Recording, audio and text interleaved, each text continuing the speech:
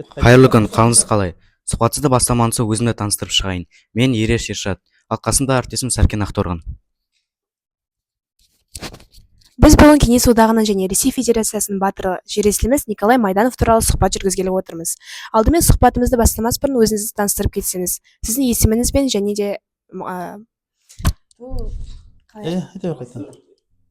қызметіңіз дейсің. Біз бүгін Ресей Федерациясының және Кеңес одағының батыры жерлесіміз Николай Майданов туралы сұхбат жүргізгелі отырмыз.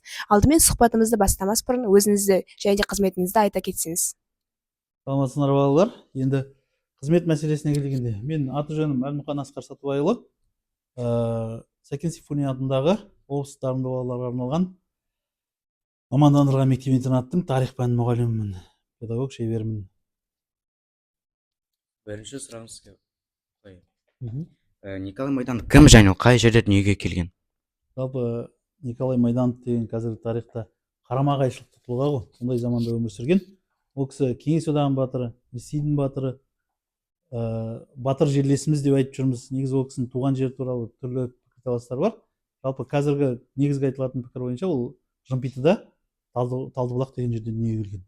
Шағатайда, Ақжайықта мектеп бітірген деп айтылады. Николай Майдановтың әскери жолы қалай басталды?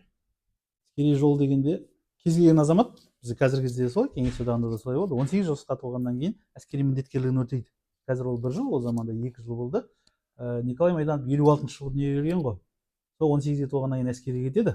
Әскерге келгеннен кейін Ресейде Саратов деген қала бар, Еділдің бойында. Сол Саратов қаласында әскери ұшқыштарды даярлайтын училищеде оқыған. Содан бастап ол өз өмірін әскери қызметпен байланыстырған. Әскери ұшқыш болған кісі ол. Оның ерлігімен танылған және ең маңызды әскери операциясы қайсысы болды сіздің ойыңызша? Жалпы ол кісі көп әскери операцияларға қатысқан ғой. 50 шақты рет әскери ұшқан Ауғанстандағы соғыс кезінде. Кейін Ресей Шешен соғысына қатысты, Арғын шатқалында болған соғыстарға қатысты. Жалпы өз өмірінде басты үлкен ерліктері ол Ауғанстанда 88 жылғы Арнаулы операциясы мен соңғы қайтыс болардағы Шешенстандағы Арғын шатқалындағы оқиғалар бар. Басты операциялар сол екеуі. Кеңес одағының батыры атағын алуына нақты қандай себеп болды деп ойлайсыз? Ол кісінің Кеңес одағының батыры атағы Кеңес ауған соғысына байланысты. 1979 мен 89 арасында болды. Сол соғыстың кезінде 1988 жылы арнайы тапсырмамен берілген Арнаулы отряд қоршауда қалып қояды. Қоршауда қалып қояды да олар қоршаудан шыға алмайды. Оны құтқаруға барған вертолетті атып түсіреді. Ол вертолеттің ұшқыштары да сол жерде қалып қояды. Сол кезде оны құтқаруға Майданов жіберген. Ана жерде 46 адам болған. Оның ұшағы тек қана 12 адам ала алатын болған. Соған қарамастан ол сол кезеңде сол жерде қоршауда қалған 46 адам түгелдей құтқарған. Осы ерлігі үшін кейін оның Кеңес одағының батыры атағы берілді. Ауғанстандағы соғыста ерлігі оның басты. Кейін Ресей Федерацияның батыры атағын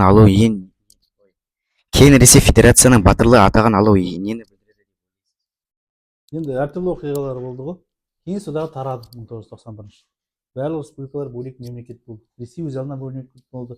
Қазақстан өз алдына бөлек мемлекет болды. Осындай қиын кезеңде Николай Майданов Ресей армиясында қызмет етті 92 жылдан бастап. Сонда әскери ұшқыш болды. 90 жылдары Ресей мен Шешен республикасының арасында шешендердің өзінің автономиясы тәуелсіздік үшін соғыс болды. Сол соғыстарда Арғын шатқалындағы операциялар кезінде ол ерлік көрсетіп, ерлікпен қаза тапты. Сосын Ресейдің батыры деген атақ берді. Енді ол біздің тарихқа емес, Ресейдің тарихына қатысты оқиғалар болды. Николай Майдановтың Қазақстан үшін ерлігі қандай маңызды деп санайсыз? Енді қазір қайшылықты тұлға ғой. Енді Шешен Ресей соғыстары біздің тарих үшін маңызды емес, оның маңызы жоқ. Ол Ресейдің тарихы, шешендер азаттық үшін күресті. Біздің тарих үшін маңыздысы оның Кеңес ауған соғыста көрсеткен ерліктері. Екінші ол әскери адам болды. Әскери адам бұйрыққа бағыну керек. Отан оған сондай бұйрық берді. Ол соғыстарда өзінің қазақ ұлтының азамат екенін, ер екенін, батыр екендігін көрсете білді. Кеңес ауғандағы соғыстағы сол тарихта маңызды деп есептеймін. Қазіргі уақытта батырдың есімі қандай жерде ойлықталған? Мысалы, ескерткіш және атауы мектеп.